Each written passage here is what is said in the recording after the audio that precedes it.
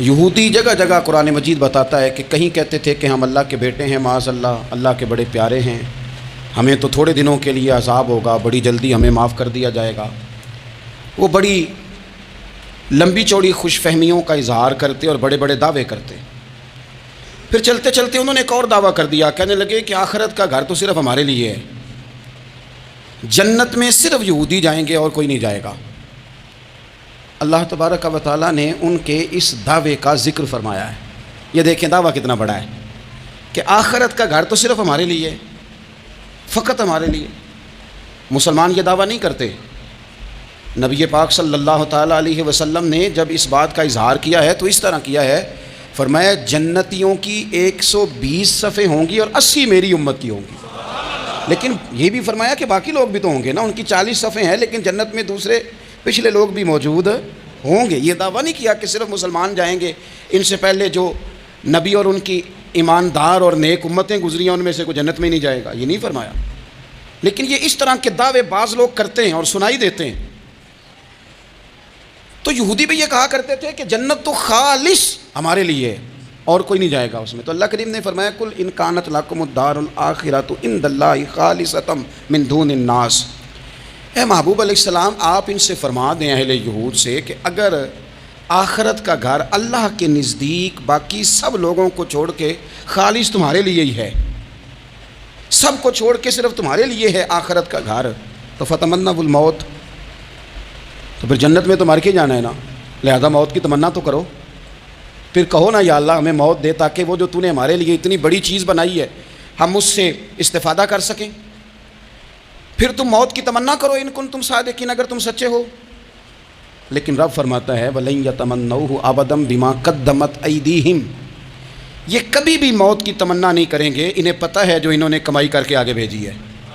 یہ موت کے دعوے کریں گے کہ جنت میں صرف ہم ہی جائیں گے، لیکن کبھی بھی موت کی تمنا، یہ کبھی موت کی تمنا نہیں کریں گے، اس لیے کہ انہیں پتہ ہے کہ ہم نے آخرت کے لیے کیا۔ یہ جو بہت سارے لوگ کہتے ہیں نا میری نسبت اور میری بات اور بلے بلے سارا کچھ میں ہی ہوں، تو ان سے کہو پھر سارا پیسہ کوٹھی پہ ہی لگائے جاتے ہو، پھر تو جنت تمہارا انتظار کر رہی ہے، پھر یہاں اتنے خرچے کرنے کی تمہیں کیا مشکل پڑی ہوئی۔ قرآن مجید کہتا ہے یہ کبھی بھی موت کی تمنا نہیں کریں گے، ان کو پتہ ہے جو اعمال انہوں نے کر کے بھیجے ہیں۔ واللہ علیم بالظالمین، اللہ ظالموں کو جانتا ہے، اللہ کو خبر ہے۔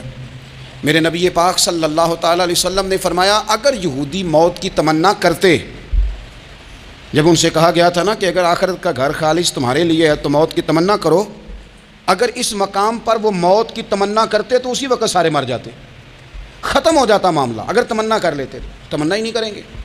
خوش فہمیوں میں مبتلا ہونا، بڑی بڑی باتیں کرنا، بڑے بڑے دعوے کرنا، بڑے بڑے تذکرے کرنا، بڑی بڑی اعلانیہ گفتگو کرنا اور اپنے ہی خیال میں بڑا کچھ بن جانا، یہ سنجیدہ لوگوں کا طریقہ نہیں۔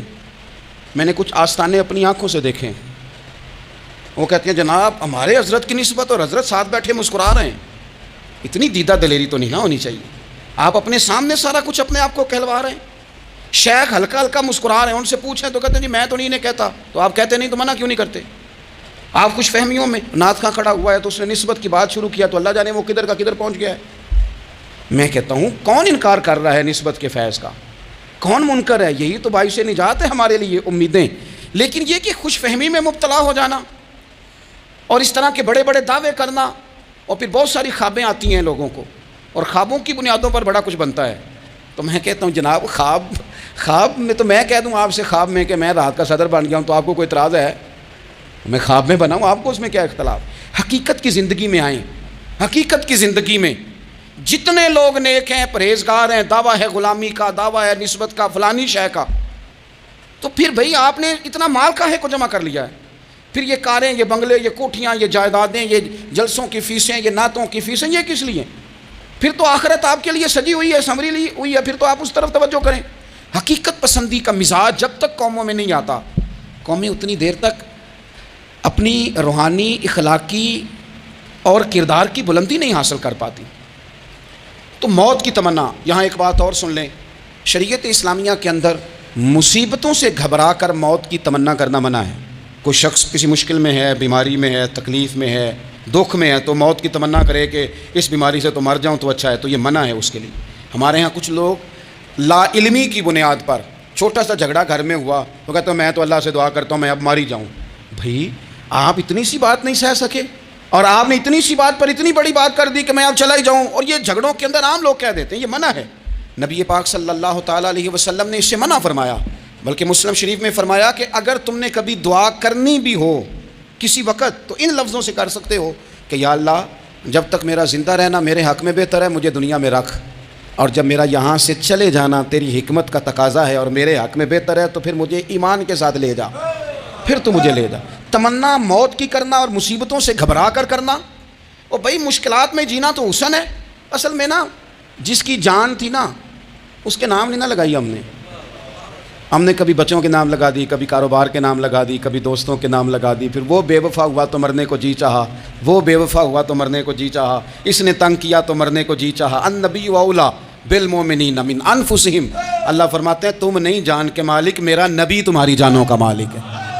جان پاوے نہ جان میرے محبوبہ, میں تے لگیاں توڑ نبھیساں, رات تیرے وچ رول کے مرساں, تے قدم نہ پیچھا ہٹیساں, شہر تیرے دے ٹکڑے منگساں, تے تیرے کتیاں دے قدم چمیساں.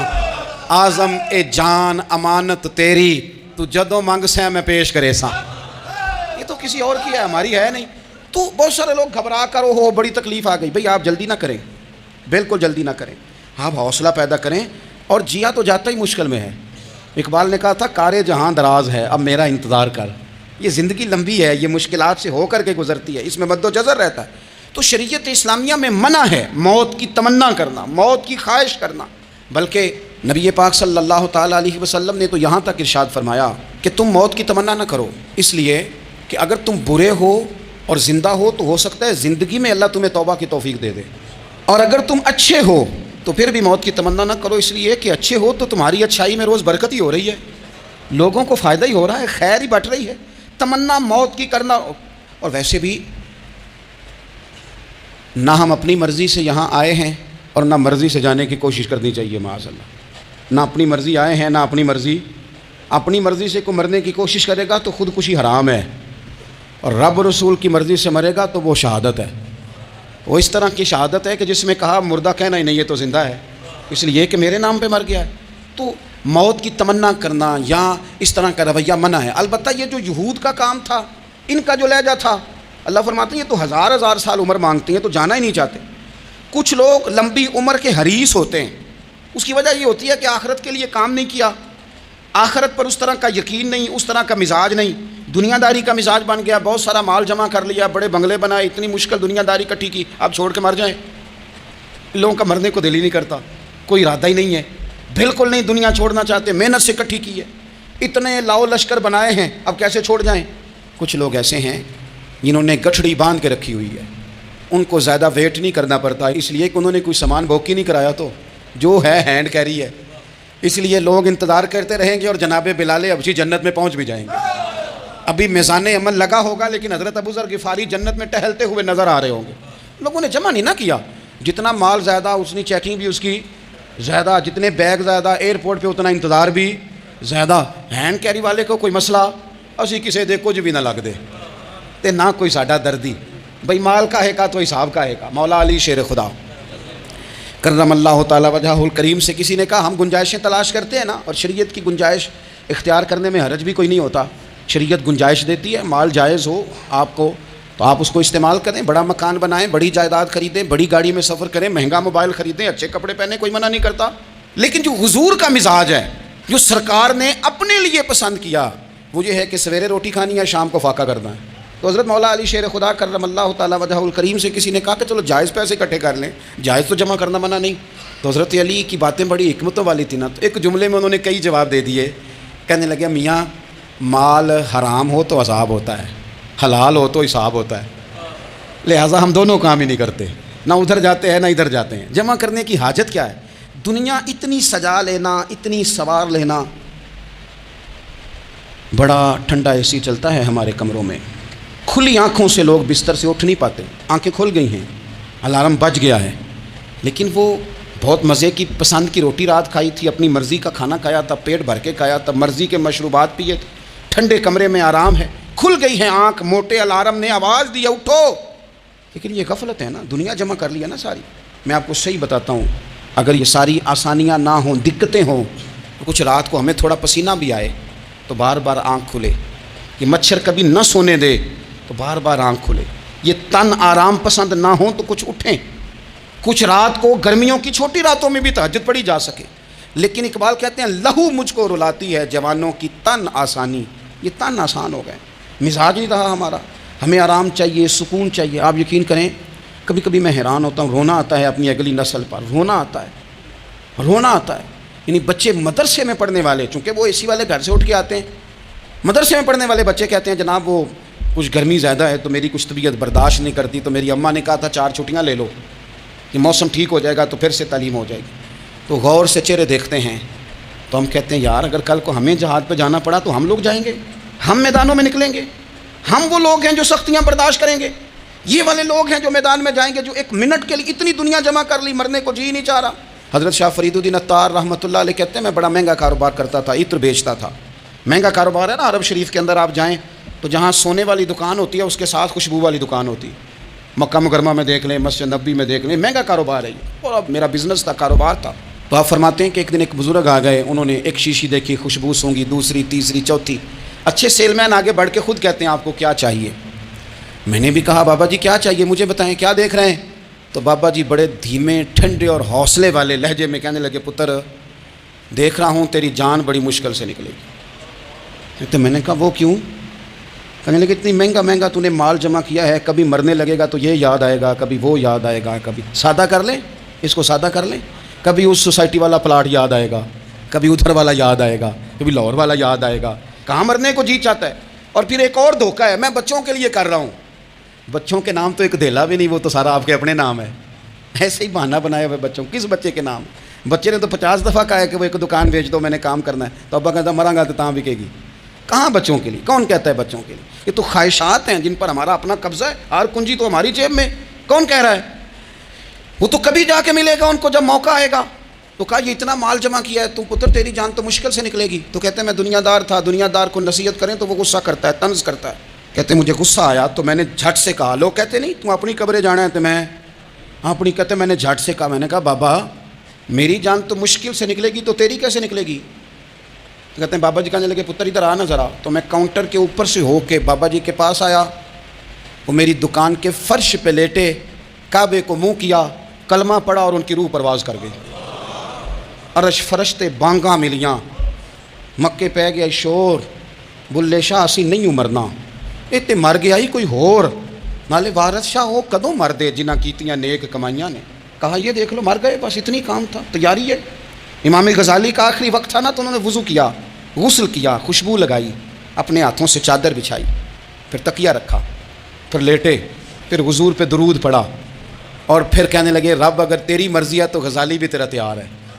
بس یہ جملے زبان پہ تھے اور روح پرواز کر گئی۔ موت کو سمجھے ہیں غافل اختتام زندگی، یہ ہے شام زندگی، پھر صبح دوام زندگی۔ عزیز بھائیو ہم نے نا بڑی آسائشیں جمع کر لی، بڑا کچھ اپنی عقل کے زور پر ہم نے اکٹھا کر لیا، نہیں ہمارا پروگرام۔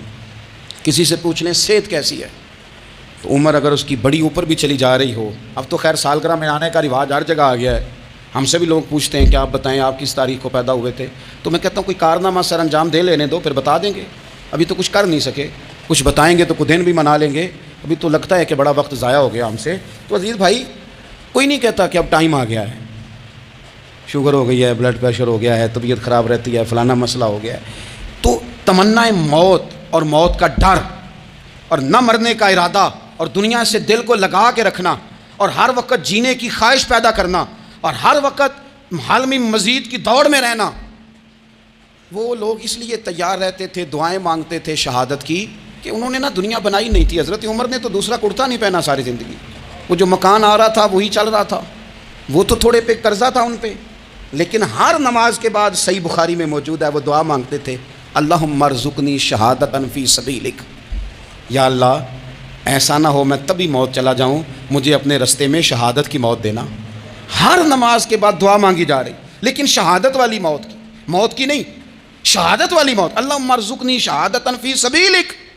اور مالک مدینہ چھوڑنے کو دل نہیں کرتا، یا اللہ شہادت کی موت دینا اور دینا بھی اپنے نبی کے شہر کے اندر، یہیں رہوں، یہیں میرا مدفن بنے۔ اللہ نے انہیں موقع دیا۔ آپ دیکھیں نا، ان لوگوں کا دل کرتا تھا۔ حضرت خالد بن ولید رضی اللہ تعالیٰ عنہ ساری زندگی میدان میں گزاری، پورے جسم میں 1 انچ جگہ باقی نہیں تھی جہاں زخم نہ ہو، ساری زندگی میدان میں رہے، لیکن آخری وقت روتے تھے، فرماتے تھے اس کی بے نیازی دیکھو، میں شہادت کے لیے میدان میں رہا لیکن شہادت میرا مقدر ہی نہیں تھی۔ اور پھر آخری وقت بھی فرمایا میرا گھوڑا، میرے کپڑے، میری زرہ، میری تلوار یہ کسی مجاہد کو دے دینا، چلو میں اب جہاد میں نہیں ہوں تو میرا سامان تو جہاد میں رہے، کسی مجاہد کو دینا۔ ان لوگوں نے جتنی محنت کی نا، مرنے کے بعد کے لیے کی، مرنے کے بعد کے لیے، زندگی کا جو دوسرا پل ہے اس کے لیے کوشش کی۔ وہاں انہوں نے صدقات جمع کرائے، خیرات جمع کرائے، عبادات جمع کرائیں، حسن اخلاق جمع کرایا، اچھا سلوک جمع کرایا۔ انہوں نے آخرت کے بینک میں ڈھیروں مال جمع کرایا، وہاں ان کے مکان بک ہوئے، جنت میں ان کے نام کی بڑی بڑی جگہیں اللہ تبارک و تعالیٰ کے فضل سے طے کی گئیں۔ تو پھر انہیں وہاں جانے میں کوئی دشواری بھی نہیں تھی، انہیں کوئی مشکل نہیں تھی، وہ تیار تھے۔ لیکن چونکہ ساری محنت ہی دنیا کے لیے ہے، وہ جو خاص ایک آخرت پر مسلمان کا ایمان اور یقین اور تیقن تھا، اس طرف ہمارا مزاج نہیں۔ آپ دیکھیے حضرت ملک الموت اسرائیل علیہ السلام نا حضرت ابراہیم علیہ السلام کی روح قبض کرنے کے لیے حاضر ہوئے، تو کہا جناب چلیے آپ کی روح لینے آیا ہوں۔ تو حضرت ابراہیم علیہ السلام فرمانے لگے اسرائیل، یہ قاضی ثناء اللہ صاحب پانی پتی رحمۃ اللہ علیہ نے اس کو تفسیر مظہری میں لکھا ہے۔ حضرت ابراہیم خلیل اللہ علیہ السلام فرمانے لگے اسرائیل، کیا کوئی خلیل بھی اپنے خلیل کی روح قبض کرتا ہے؟ واتخذ اللہ ابراہیم خلیلا، اللہ نے تو مجھے دوست بنایا، دوست ہو کے دوست کی روح قبض کرنے جا رہا ہے۔